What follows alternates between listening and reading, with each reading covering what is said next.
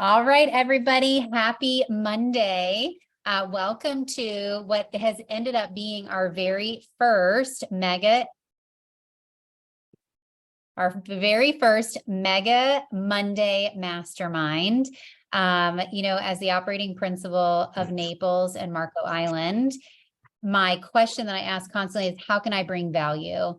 And, Jared and our team in Tampa is in Gary's top 100. So we have the blessing of being in a tribe or a community with other top agents. And so this is a time once a month, we are going to invite agents from Gary's top 100, whether they're teams, solo agents, to come, and we're going to discuss current topics in real estate. We are going to just have some thought-provoking conversation. And then at the end of this, we're going to open it up for a Q&A. So be thinking, you have people who sell hundreds of millions of dollars of real estate. What are your questions? We will have time in the end for some Q&A as well. Okay. Welcome, Sandy. So again, for those of you that I don't know or are new to our market center, my name's Amber Rutherford. I'm the operating principal. And oh yes, I would love to see cameras on if you are able. Thank you, Miss Tina. And our goal is that we have this high-level conversation. Yeah, there are some rules. Okay, there are some frameworks, and this is really for our top 20% agents. So if you are on and you've yet to earn into that top 20%, that's totally fine. Yet the questions that we're going to be asking and discussing may feel a little high level. So at this point, take notes, get your mind thinking, yet this is really for our top agents to be the ones asking the questions, okay? We are going to have a little Q&A at the end. And with that, I'd like to go ahead and introduce, and I'm just going to share just a little snippet of what I thought was interesting about our guests' bios. And then I'm going to let them introduce themselves, okay? Yet when you think about top agents that sell millions of deals, some of us may have a perception in our mind of this box that they fit in. And our three panelists today are going to demystify that box. Okay. They have so many different strengths and qualities, different qualities. So I'd like to start with Sandy. So Sandy, there he is. If you'll wave at everybody. So a couple of really neat things. Sandy is out of the New York City area.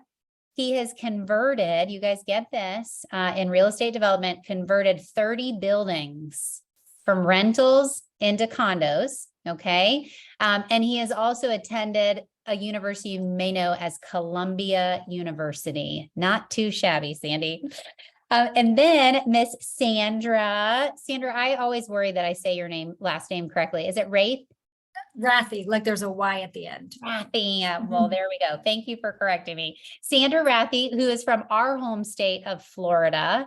And again, this is win-win. This is for referrals for these top agents for giving their time. Sandra, her schooling and education is in what we would not think is the best for a real estate agent. She is by trade, by education, a CPA. Okay, which I thought was really interesting. Last year, her team sold over $100 million in volume in real estate. And she also went on to get her MBA. So pretty impressive resume. And then the last person I'd like to introduce is Christine. Is it Marchesiello? Not bad. It's Marchesiello. Christine? Marchesiello. Marchesiello. You're close. Yeah, okay, we're getting there. So Christine, last year, her 5 agents sold over 180 properties.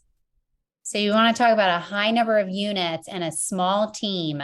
I love that. Small, low drama, high volume, high units. Her team also netted $1 million. And Christine is currently serving on the team, not in an active selling capacity, yet she is the director of operations or the DOO for the team. And Christine is out of the Saratoga Springs area in New York. All right. So let's start with Christine. Those were kind of the little highlights, some nuggets. Tell us a little bit about who you are, the area that you serve, anything about your team that you'd like to share? Go ahead and introduce yourself, Christine. Yeah, so I got my real estate license in 2006. My background is in teaching. I was an elementary school teacher, actually in Florida, in Port St. Lucie. And I'm from here in upstate New York. So moved home when we got married and there was no teaching job. So lo and behold, I was like, what can I do with a psychology degree and a teaching degree? Nothing.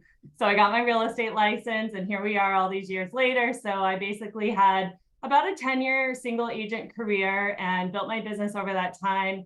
Joined Keller Williams in 2014 and they just blew up my world with all the possibilities and things that I never knew or thought to even think about. So I hired my first assistant in 2016. Together, just her and I sold 75 houses. And at that time, I had a 3-year-old and a 6-year-old at home, and my world was just a mess, which I'm sure some of you can relate to if you've been sort of maxed out and a young parent. So at that point, I decided that building a team was the right move for me. And so over the last 5 years, I have started kind of slowly but surely, I like to say perfecting, because I really wanted to follow the MREA model and just do what is already proven. So that's what I did. I built my team modeled extraordinarily closely after the models in the MREA. I hired my husband as our lead listing agent in 2019. And fully got out of sales for 2021. So it's been only about 2 full years now that I haven't been selling real estate. So yeah, that's us.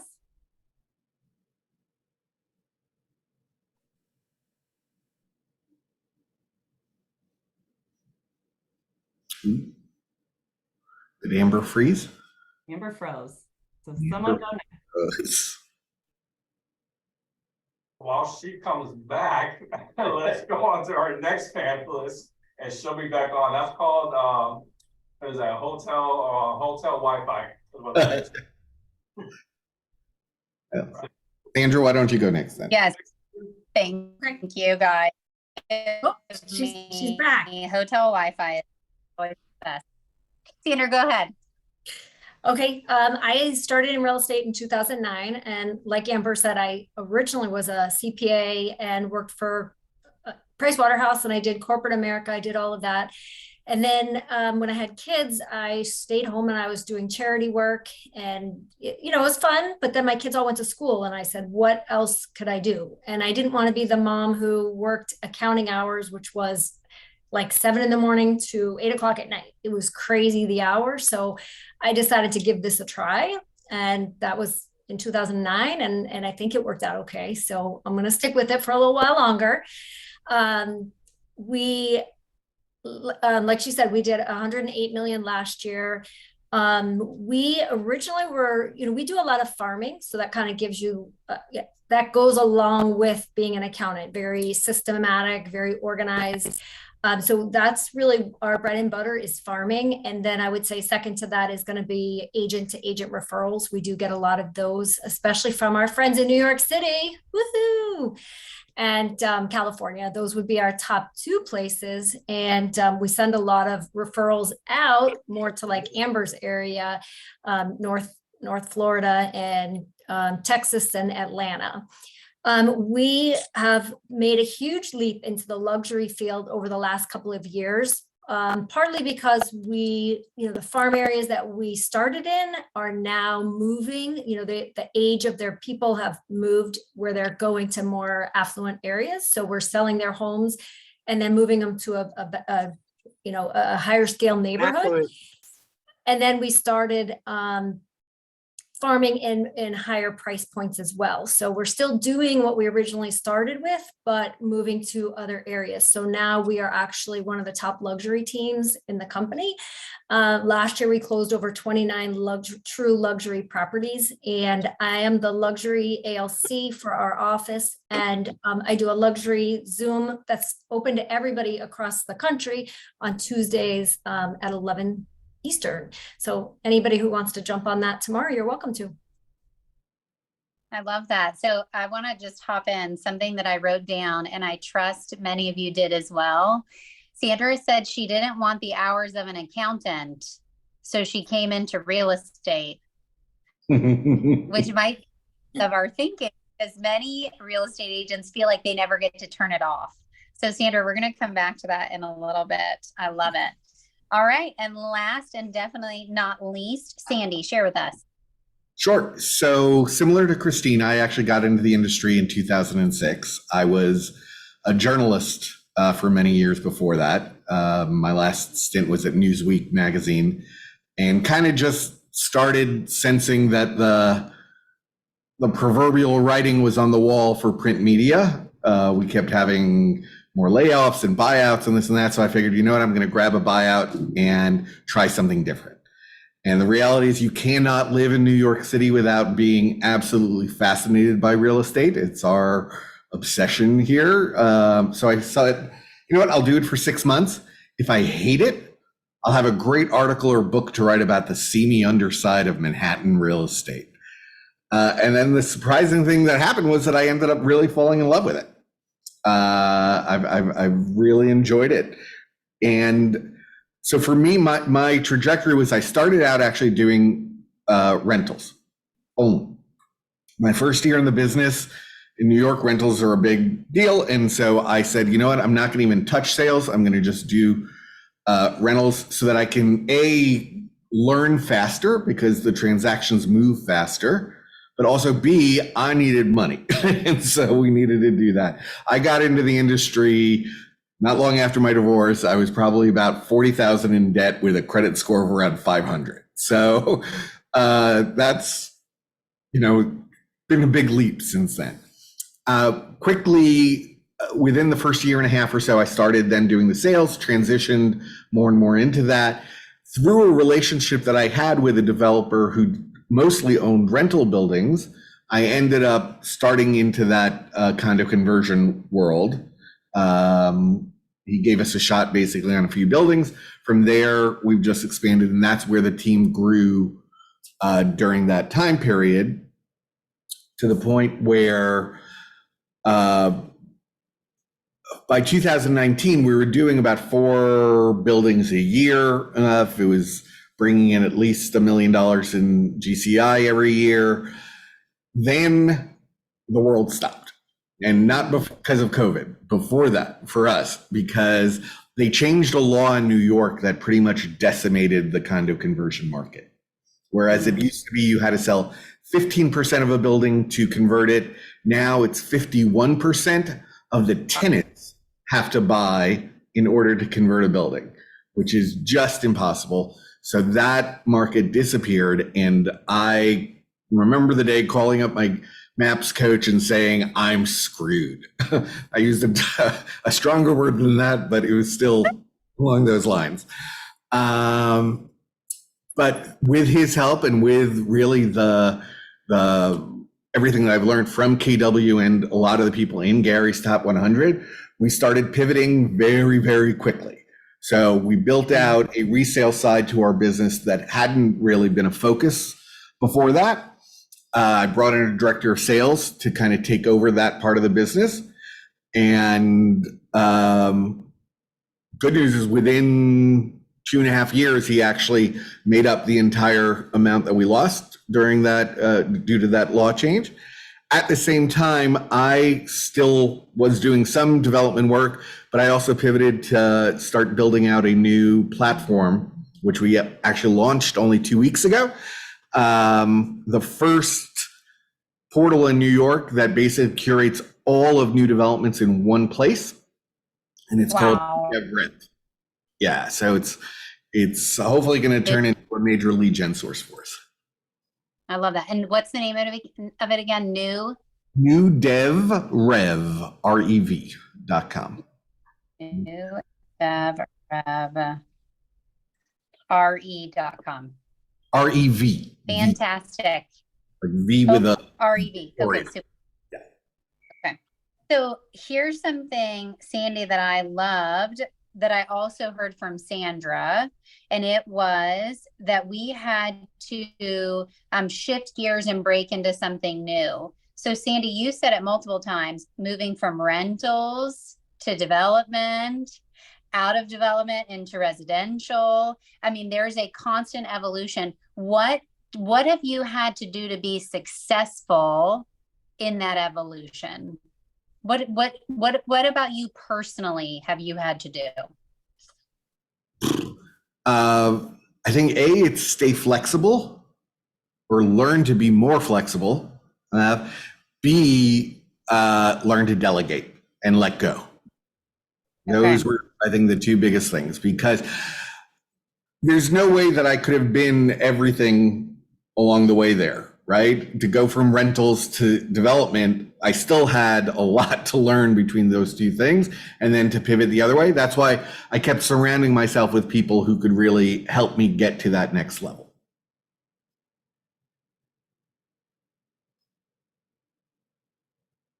Oh, did you freeze?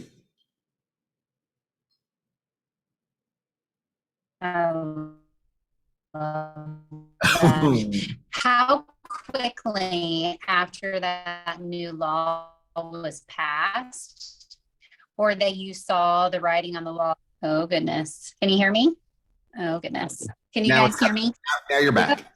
Now you're back. I'm gonna stand by a window.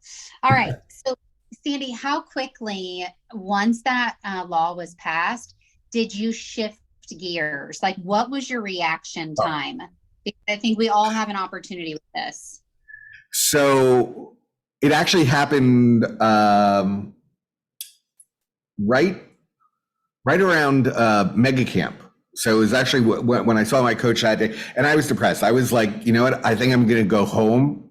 I can't deal with all this thing right now. And my coach really asked me to just kind of sit with it for a little bit and stay and be around the people that could hopefully help me through it. Within 2 days, I started at the end of Gary's mastermind, at the end of Mega Camp. I went up to him and I told him, look, this is the situation where I'm in right now. I want you to promise me that when I make up this entire amount, you will have me on stage with you at family reunion. So it was those 2 days, and we went from like, okay, I got to get out of here, to no, I need to find the motivation to do this. And I felt like, who could be a better accountability partner on this than asking Gary to do that for me? So here's why I asked that question, and I loved your response. Sandy, you kind of alluded to, it was a long time to react. It was really only 2 days. And sometimes we allow something to drag on for weeks and months and pull our spirit down. So I love that. 2 days for you to flip on a dime to what is your business even going to look like? That's a big deal. I'll tell you though, that started almost from day one, because I remember when I was doing the rentals, my first deal was a $5,000 Classic 6 apartment in New York. Took me weeks to put it together. The day before it was supposed to close, the tenants backed out. And I was crushed. I thought, you know what, maybe this is not the business for me. Maybe I need to get out. I ended up going for a walk around the block, went to Haagen-Dazs, got myself an ice cream, came back to the office, and just got back to work. And that was, and that became kind of my mode after that. I had a great coach tell me one time, the most successful people have the shortest recovery time. So 2 days to rebuild your whole business and an ice cream to save a deal. So I think, Sandy, you're teaching us some great things. So here's what I would like to do is, can we go Christine to Sandra to Sandy? I'd love to ask you to share with us, what is your greatest challenge you are facing right now in your business? So for us, the way I set up my team, which is the specialist model that was following the MREA, is a strength for us, but it's also our biggest weakness right now, because we are having trouble with any sort of growth that is presenting itself, because we have attached ourselves to the specialist model. And not only that, but I've always sort of, when we had a growing business that was like rapidly growing organically, it was easy to control for hiring, because I only really wanted to hire the best. And that's how we sell 180 homes with, it's actually 4 agents now, but I want them to all be at their capacity. And so I take a lot of time hiring them and making sure they're the absolute best possible talent that could be in front of me. But what that's turned into now is there's a lot of movement in the marketplace. When things are uncertain, people move around. And so I've had people reaching out to me to, join the team, but we're not hiring per se. And it's a huge weakness right now because I know that we're losing opportunity, but I'm working on a way so that I still feel like loyal to our original mission and to my loyal team members. So I'm not messing that up, but also working on a way to sort of capture that business that's there for the taking, really, with supporting these agents that don't necessarily need a full 100% specialist model team where they're dependent totally on us, but maybe they could run a different model still within our team. So we're trying to figure out a way to build that sort of division out without screwing up all the good things that we have. So right now, that's just our biggest challenge, which isn't really a challenge. It's more of just a new direction for us. So it always feels a little bit overwhelming when we're about to change something that's a fundamental of what you've built. Mm-hmm. So just Christine, for everybody on the call, a specialist model means you have listing agents and buyer specialists. So the listing agents, that's all they focus on is hunt, kill, drag back the listings for the team. And then the buyer specialist, similarly, they are working, in hundreds of properties a month with buyers. And then there's another model called the generalist model. And that means that they can, sell listings and work with buyers. So Christine, what's a solution that you guys are thinking about toying with on your team? So I think what the solution is a completely different model, because not only are we running a specialist model and it's very, very strict. I mean, we've never had a buyer specialist sell a house. It doesn't matter if it's their own house. The listing specialist will handle that. But on top of that, we have a very team dependent model. So our agents are responsible for very, very little. They're responsible to facilitate a lead from the point of appointment to going under contract, and they're responsible for the negotiation and attending inspections and such, but they're not really responsible on the buy side for any lead generation. They're not responsible for any post-closing tasks. Like, we do everything for them.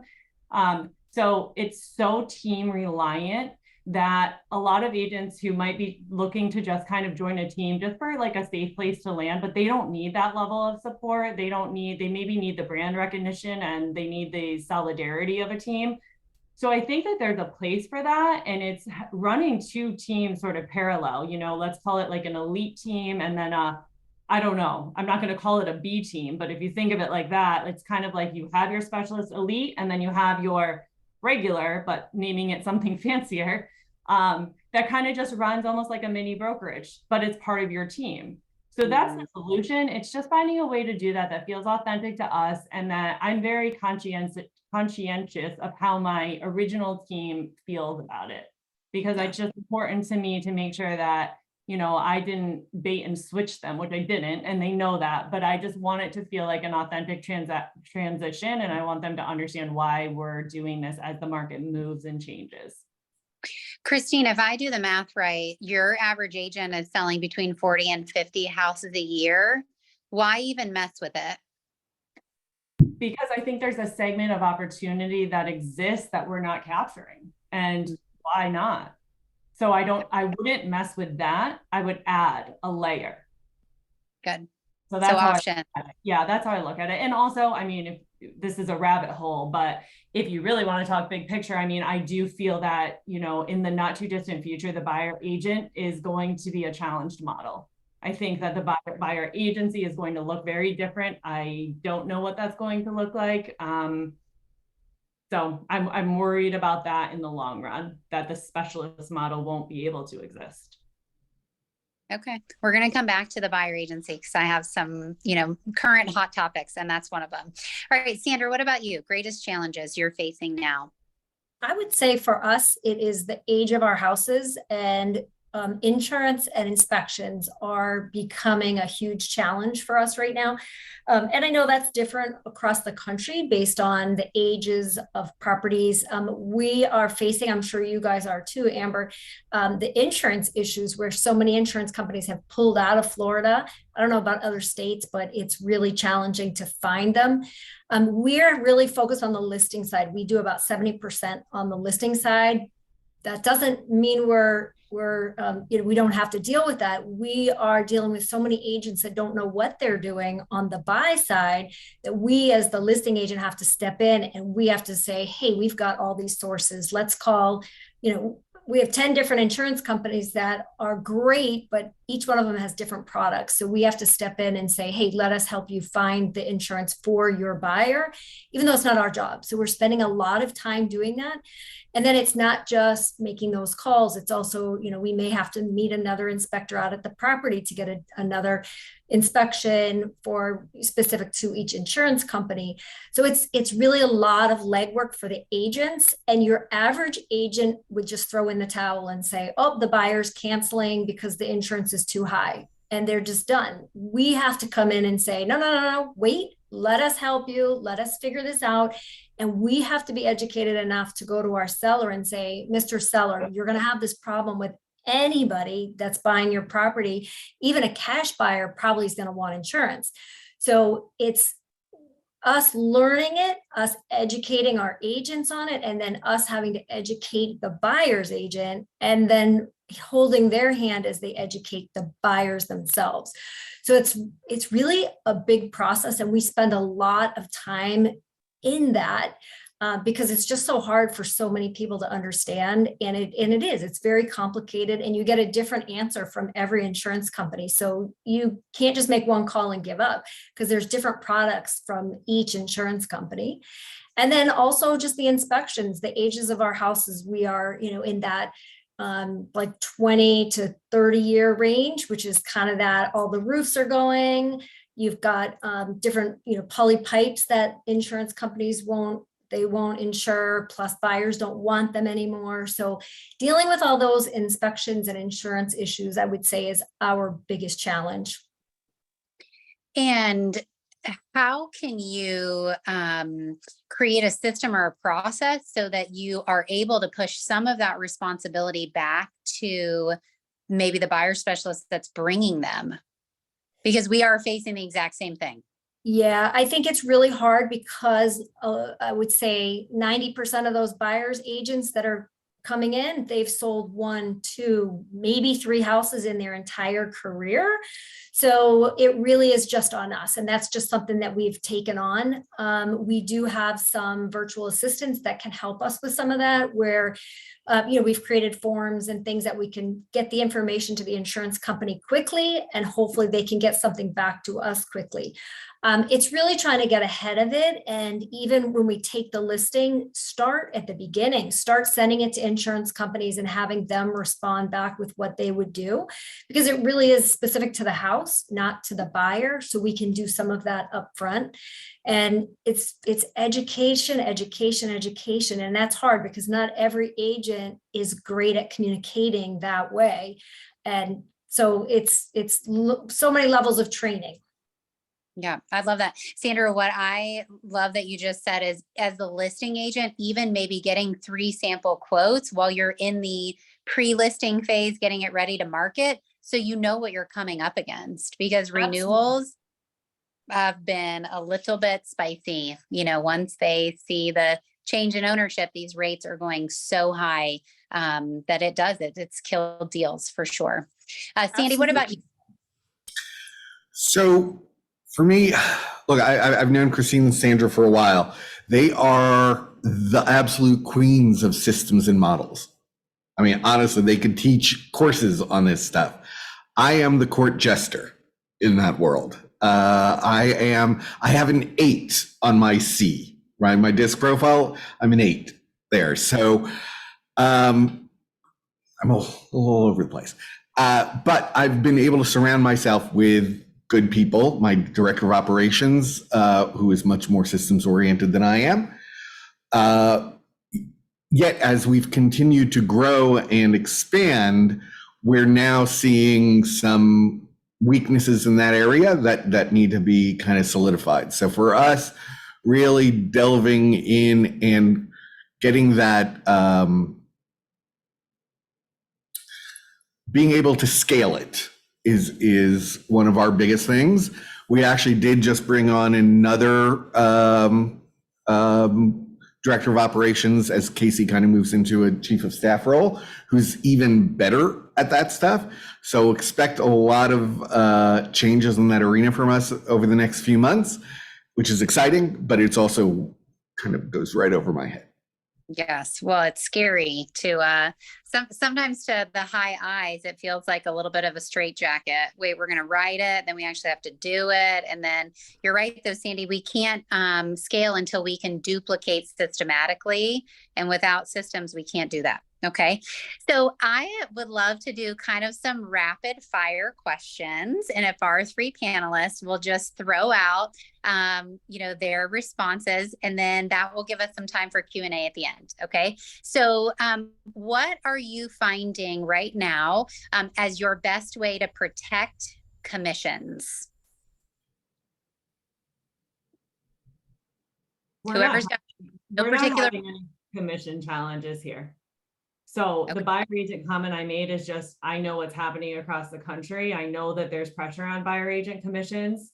And that's probably because there's pressure on listing agent commissions, and they obviously need to keep them, more of the commission because they have the marketing expense and whatnot. But we are, we're not using a menu. We did create a commissions menu. We shied away from using it because we haven't needed it. We've been able to collect what I would say is our normal commission without much problem because we just use numbers. I mean, we are prepared with all the data when we go in, and it's very easy for us to show our value through that. I mean, we're selling consistently 5-6% above the average. So we're basically going in and saying your commission's essentially free if you go with us, because we're producing this much better of a result and we don't get much pushback. So we're not getting a lot of commission pressure on the listing side.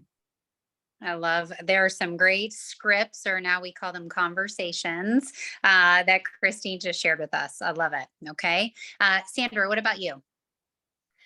I would say we have a lot of competition where we are, a lot of people are meeting with 3 to 6 agents before they sign. So absolutely super competitive, and being 70% on the listing side, we're running up against that all the time. So our agents have to be, like Christine, super, super prepared to show the value as to why, they're going to make more money with us, and really try to take it to the net that they're going to get, as opposed to focusing on that commission number. How do you help them take it to the net? How do you get them there in their minds, the seller? Yeah, some of them it's hard. Some of them are just so stuck, and it's interesting because some of it is cultural. So there's definitely different cultures that it's harder to get them off of that because they're just obsessed with the commission. And some of them you're never going to get them there. But the ones that are more financially, astute, it's really just, you have to put it on paper. You have to show them, listen, we're going to get you 5% more, 6% more than the other agent's going to. And it's going through, what is it that agent's going to do? Yeah, great, they'll do it for 4%, but what are they going to do for 4%? And then do you think you're going to get the same amount of money you're going to get when we're going to advertise it everywhere? And for us, we don't do the menu of options because we feel like, for our reputation, we want to do every single thing that we will ever do. So every single listing, whether it's a mobile home or a luxury property, they all get the same treatment. Even if our commission is lower for some reason, they all get the same thing. Obviously, when you get to luxury, there's like another class of things we do that are only allowed for luxury. But in the general rate, area of things, it's a mobile home's treated the same as a $600,000 home. We're going to do professional pictures no matter what you're paying us. So that's, I think for us, it's trying to educate them. I love it. Sandy, what about you? I mean, I think everyone covered it pretty much, because we don't see a lot of that in the city, in Manhattan itself. Out in Queens and Brooklyn, a little bit more. But honestly, we're relatively inflexible with some flexibility on this stuff. And that's generally more around the idea of, can this bring us additional business down the road? Then maybe we'll be a little bit of flexible on this thing. But beyond that, I'm okay if you go to the discount broker, because odds are you're going to come back later. Ooh, I Amber, love quickly, like one more thing on that too, like we spend a lot of time thinking, well, how else can we like not just drop commission? I mean, we'll give people a 1/4% off, or Yeah. we'll add on a 3D tour, like stuff that, you know, it's not really a big deal, but they think it's so special. And also like, we'll say to them, okay, well, if you sign this buyer broker at X%, you know, we'll hold a 0.5% in escrow until you close with our agent. Like there's all sorts of creative things you can do to give people that win, because most times they're just looking for a win. They don't really care about the commission percentage. They want to feel like they're winning somehow. So if you can figure out some, you know, just brainstorm some ways to give people a win that aren't just dropping a percentage point of commission, you're going to deal with that objection much less often. And when you do, you usually can get away with very little reduction to your bottom line. Christine, I love that. A menu of options in your mind, in your tool belt to say, you know, I can appreciate that. And as we net you the most amount of money, what if we did this? Would this win for you? And then it's a little small thing. I mean, the 3D tour, how much does that cost you? Yeah, it's like $300. I love it. And they're thinking, oh my gosh, like an amazing new marketing tool. I love it. All right. What about this? What is the best place that you are finding and attracting talent for your organization right now? Vendors, our preferred vendors. I love it. So do you ask them, hey, in order to be in my world and get business, how does that conversation go? I don't say it like that. I just go to them first for when we are hiring, then they're the first to know about it because they're in the field working with potential talent. So they know, I mean, if they're working with me and our team, they work the same way I do. They're talented vendors. So I trust their judgment. If they spotted somebody that's a newer agent, but they were on the ball and they were on top of it, they were responsive, they asked good questions, like they can recognize that in someone. And I've had our best talent come from, you know, mortgage brokers and attorneys and just allied resource vendors. Love it. Where else? For me, we have really 3 big sources. So one would be, I have an internship program. So we have quite a few of them that they graduate, or maybe before they graduate, they get their license and then join us. That's how we were introduced to them, was through the internship program, which is great because it's really like a 6-month interview, right? I have made the mistake of taking a few of them that I shouldn't have. So I'm learning at the same time that they might be great at being interns, but not great at being agents. So that's definitely my learning point that happened last year. But that's a great source for us. I'm constantly running ads on Indeed. And it's just, I never take it down. I just always have it up and people are applying for different things. And, you know, I may not be actively looking to hire today, but then when I'm kind of in that hiring mode, I've got a bunch of resumes sitting there that I can go back on. And then the third one is actually my team. My team is amazing at recruiting. They are, and that's what I want. I love it when they bring me somebody and they're like, I love this person. They're going to do a great job, because they're putting their name on the line and saying, hey, this is my stamp of approval for this person. And they already know that our standards are super high. So if they're inviting somebody into our world, they're already analyzing them and saying, I believe in them. I think they can make it. And I would say my top agents all kind of came in from each other. They brought each other in. Birds of a feather flock Exactly. together like that. I should say thoroughbreds of the same kind in your case. Sandy, what? Yeah, I mean, look, Sandra said she always has the ad running. It's a nonstop process. And it can be everything from, we'll speak at the real estate schools to try and attract, you know, the new talent to the company. We also have built a very solid relationship with our Market Centers leadership team, so that anytime they see somebody who might be struggling as a solo agent that they think might actually benefit from being on a team. Rather than lose them completely, they'll refer them over to us. And if it's a fit, then it becomes a win-win for the office and for us. But constant, and then, yeah, and similar to what they're saying, our agents have brought us some great people. And my director of sales is just constantly looking at talent. Okay. What about your top 2 or 3 lead sources that you are currently using? Agent referral, which is just doing stuff like this, putting ourselves out there, that sort of thing. So that's one. And then our database, we run a robust and purposeful 36 touch program, VIP program. We're constantly doing little events. We run a business networking event for local business owners that are in our database. So being really super purposeful about getting those database leads into our funnel. Because honestly, I feel like there's so many referral fees out there these days, all these sources have their hand in the referral fee pots, like Opcity and Homeline, Upnest, and this and that and that. And if you're not careful, then you start getting, those flow in and they're harder to work and they're longer term. And if you're just busying yourself working those all the time, then it's cutting a huge chunk out of your net, and especially the agents on the team's net. So we work those, but we spend our energy solely on procuring database and warming database up and doing all the right things there and treating our past clients well and all of that. So we have a lot of systems built in around database.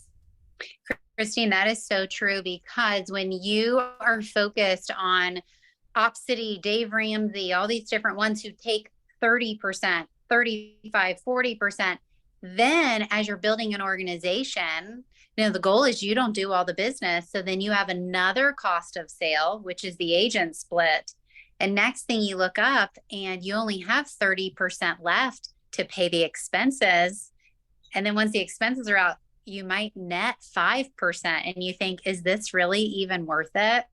Yeah, it's the only reason it's still worth it is because we look at them as an opportunity to do future business. That's the only reason. It's what they might be able to refer to us and what they might do with us in the future. So we're okay taking that net zero almost referral because we know we're going to not abandon them and we're going to, work them as best we can. So that's why it's worth it. But there is no effort put into focusing on procuring those. It's really just focusing on procuring organically. Great. Good. Sandra, what about you? Lead sources. So I think mine matches really well with what Christine said. Our biggest source is farming. And that's something that, again, it's a system. We can continue to grow it. So as we get more agents that can do more, areas, we can add another farm, and the cost is extremely low. And it goes along with a lot of what Christine said, because you're working a database. Yes, it's farming, but farming is also working a database because it's, a finite group of people, and it's very systematic. So it's easy to duplicate and the payoff is huge.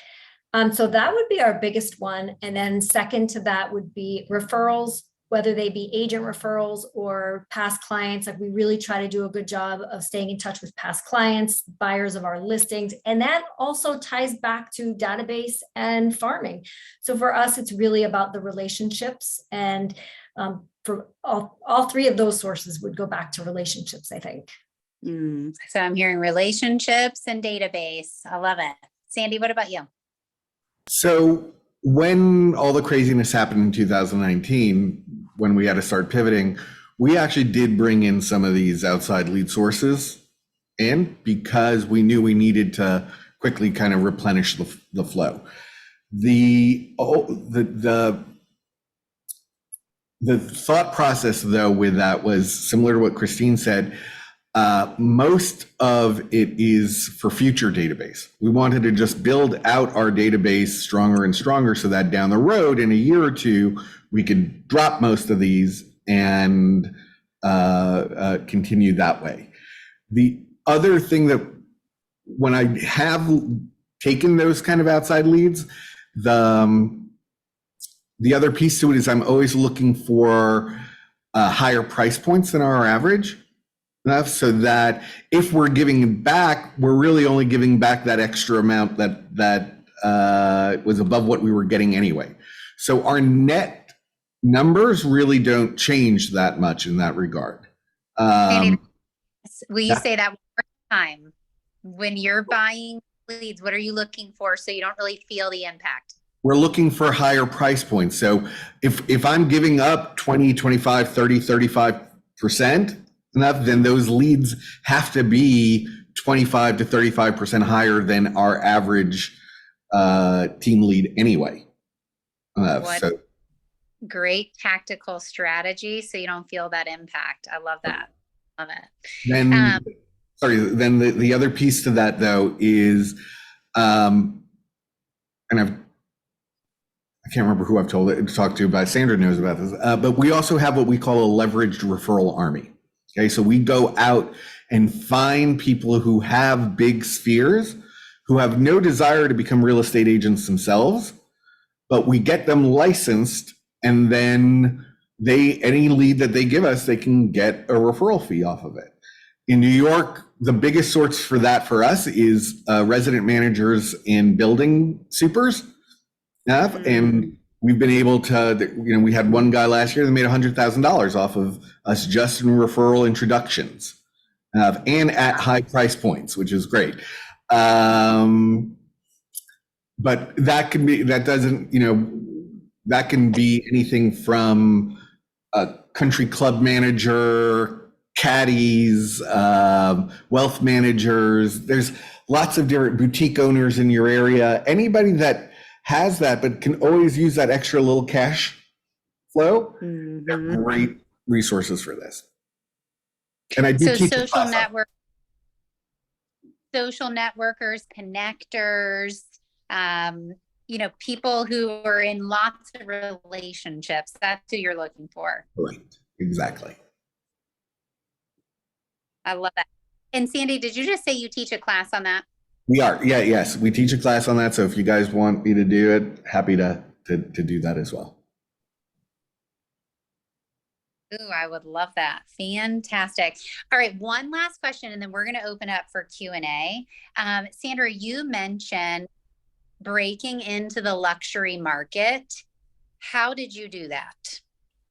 So I think a lot of it kind of just happened naturally by staying in touch with our past clients. So as our clients matured and they made more money, they just naturally were selling in the original farm areas, which were a nice price point, but they weren't luxury. So we were selling their property, and now they're moving to a luxury location. So for example, I sold last year, I had a client that moved into my farm area, bought a $600,000 house. And I sold it and moved him into a $5 million house. And then his parents, and then his parents also wanted to move, and I helped them buy a $4 million house. So it's a lot of, again, relationships and staying in touch with those past clients who now make more money. Maybe they sold a business. And then it's the relationships that you get from those people. And then another very purposeful way is that we added a farm area that is like twice the price point of what we started with. So that's been super rewarding. We started that, and it did take some time to pay off, because we started it during the pandemic when, it was, relationships really mattered during the pandemic from the listing side, or they were, listing with just the cheapest person. So it did take a little time for that to take off, but it is paying off. I just couldn't be happier with the amount of leads coming in, and they're great. 1.5 for us, that's a lot. $1.5 million price point, up to $2 million. So that's been really fun to watch that grow. I love it. Okay, I lied. One more question, and this is open to everyone because I've heard so much on relationships and database. What are the top few things that your 36 touch must, or 50, 60, 70, 80 touch, however many, what are the top few things that you must have in your database communication plan? I would say you have to have things that are personal. It can't just be a drip campaign that goes to everybody. You've got to have that personal touch. Even if you don't speak to them, you have to be making those phone calls, inviting them to an event, inviting them to participate in Red Day. It's coming up with creative ways to actually give them a call, and 95% of the time you're leaving a message, but that's okay. They're hearing your voice. And especially if you're doing something, giving back by charity or giving the client something in return. The other thing we do is drop off gifts. So we make little inexpensive drop off gifts, but we make them look fun. And man, people just love to get something fun. It's worth nothing, but it's just fun. It makes them feel special. So for us, that's a big, big thing that we do. Give an example, Sandra, of a fun, inexpensive touch gift. Sure. So for Mother's Day, we're doing these nice candles. We got them at Aldi. They smell amazing. They burn really well. And I think they were on sale for like $2.50, and they're a good size. And then we put them in a nice bag with handles, and we do the paper, the tissue paper, and we tie a little cute tag on it. Something like, working with us makes sense. Get it? Sense. It's a candle. Happy Mother's Day. People love those. They get so excited. They're always, and that turns into almost like a bold 100. They're calling us saying thank you. So we try to door knock and hand it to them. If they're not home, we leave it. So we don't usually do food. It's something that we can leave. And then they're calling us, or we're texting them and saying, hey, we left this at your front door. And then they're calling us. So it's really a cool way of doing it. And our interns are actually the ones putting it together. So the agents don't have to do any work other than the drop off. I love it. Where do you find interns at? Colleges or? Yeah. Mm-hmm. Mm-hmm. I have had some that are not college students. I've had high school students, and I've had adults who just reach out because they are trying to get into real estate. And so I've had a few adults and a lot of college students. Okay, I love it. Well, I promised that we would have some time for Q&A, and we only have about 8 minutes left. So if you are on and you have questions for these 3 amazing rock stars, unmute yourself. And I'm going to venture to say, being in Gary's top group, we share anything. So there's probably nothing that's off limits. So ask away. Not giving you my social security number. Oh, man. Our market center's used to that. Somehow they get a text every week from me, not my phone number, asking for them to buy me gift cards. So yeah, almost weekly. All right. What questions do you guys have?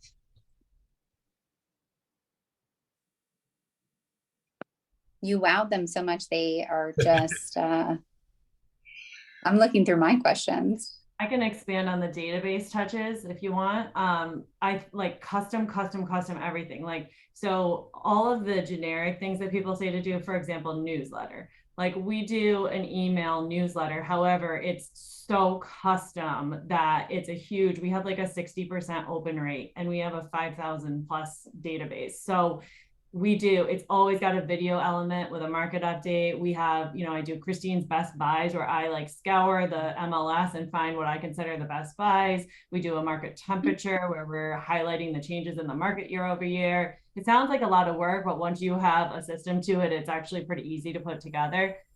We do thank you, like public thank you to the people who referred us business that month. So it's very, very, very, very customized. We have a get your home value QR code on there. So everything you do, take the generic suggestions and just customize it. And that's the most effective way to do a plan fast, I think. And then also there's ways to automate those gifts. Like we also do gifts to people who referred us business throughout the year, but I just put them into a program called Client Giant, $99 for the year, and it sends them 4 gifts automatically quarterly. So it really allows us to kind of set it and forget it. And it's a little bit less personal, obviously, than going to the door of the person yourself. And that's just something we had to give up with the units that we're doing at this point. But it's still that personal touch with a little gift, and it makes it super easy. We also reward the referral. We don't reward the closing. So if somebody gives us a referral, they're getting their gift. Just trying to think of all these little things. When we ask for a review, we send them a $5 gift card, whether they review us or not. So we're, again, like just trying to encourage people to do something. Maybe we're guilting them into doing it. So just like little tips and tricks like that, I think can help go a long way. And it's taken us a lot of years to put all these little things together, but just quickly, those are some of the things that help us with the engagement.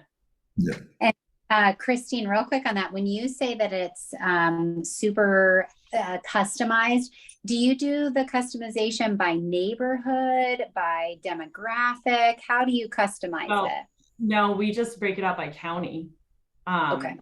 That's relevant for our, but whatever, people's markets are different. Like here, we're very school district and county. Some people are town municipality, or some people are just city. I mean, however your market is broken out, when people ask you about buying a home, whatever their go-to things that they break it up in, like I said, ours is school districts followed by county because of tax differences.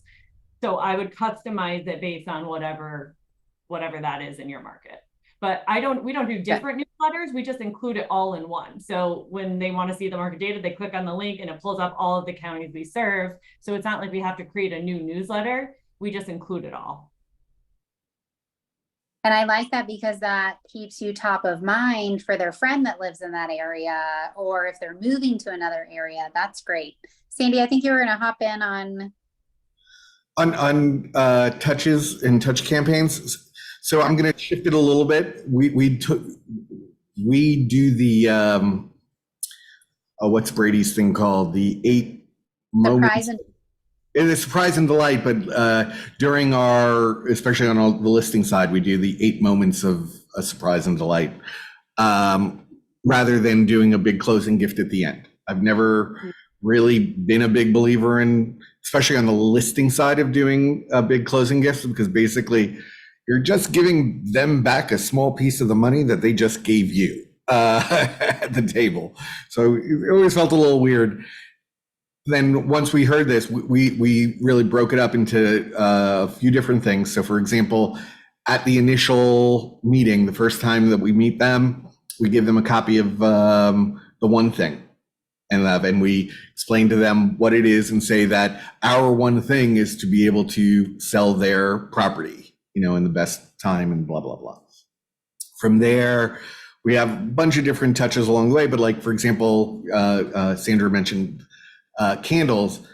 Our touch for the first open house is we actually designed 2 candles, one that smells like lemon bars and one that smells some other fun food cookie sort of thing. And it's called the exclusive right to smell, right? Oh, so we like to incorporate humor into a lot of the stuff we do. We also, when the listing goes live, we send them a popcorn box, not box, those containers and stuff, and it has all sorts of things to have a movie night, including a $10 Amazon gift card in there, things like that. We have candy for contracts, so they get through Sugar Wish is what we use for giving out those sort of things.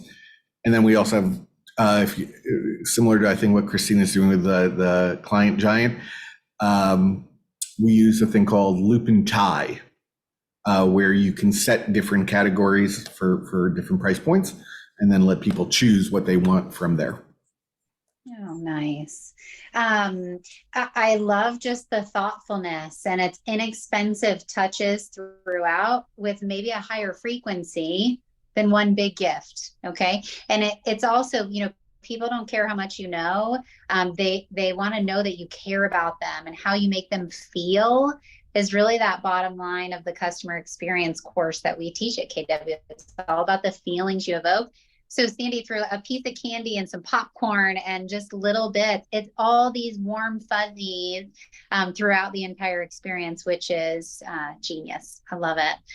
Well, the 3 of you, I just want to thank you so much for taking an hour of your time to mastermind, to brainstorm. So many,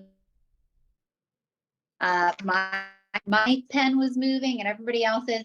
Before we drop off, one more time, service area do you cover so that we can make sure the referrals go to the right people? So Christine, let's start with you. So my core area is Saratoga Springs, New York, but that includes the Capital District, so Albany area, and up into the Adirondacks, Lake George of New York. I love it. Sandra? I am Southeast Florida, so I am West Palm Beach, Fort Lauderdale, all the way down to Miami and everything in between. And love to have you guys join my luxury Zoom tomorrow. So email me and I'll send you the link if you want to join. We will do that. I love it. And we cover, And Sandy. yep, we cover all of Manhattan, as well as what we call the Manhattanized parts of Brooklyn and Queens. Those areas that are relatively similar in price point and demographics in the city. Yep, and I'll put my email address also in the chat like Sandra just did right now.